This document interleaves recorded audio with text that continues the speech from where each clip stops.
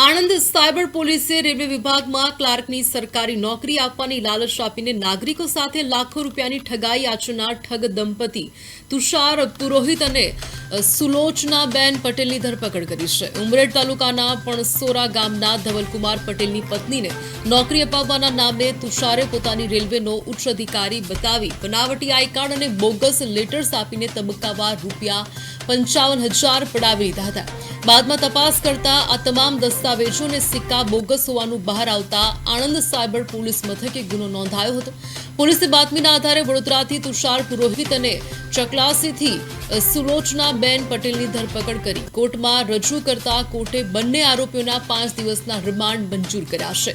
Anand DYSP Jain પંચાલના જણાવ્યા મુજબ remand દરમિયાનની પૂછપરછમાં આ જોડીએ રેલવે કોર્ટના નોકરીની લાલચ આપી કુલ 6 વ્યક્તિઓ પાસેથી રૂપિયા 5 લાખ કહી શકાય કે 70,000ની ઠગાઈ આચરી હોવાનો પર્દાફાશ થયો છે.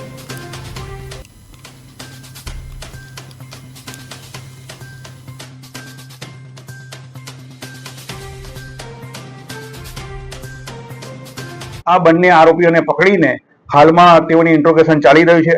આ બંને આરોપી પૈકી તુષાર યુગેશભાઈ ચંદ્રશંકર પુરોહિતના વિરુદ્ધમાં આ અગાઉ નડિયાદ રેલવે પોલીસ સ્ટેશનમાં સને 2014માં ખોટા ટીટી બનવા બાબતનો તેમજ વડોદરા શહેરના 2 પોલીસ સ્ટેશનમાં તેઓના વિરુદ્ધમાં ખોટા દસ્તાવેજો આપી અને ખોટો એપોઇન્ટમેન્ટ આપવાના બંને ગુનાઓ રજીસ્ટર થયેલા છે.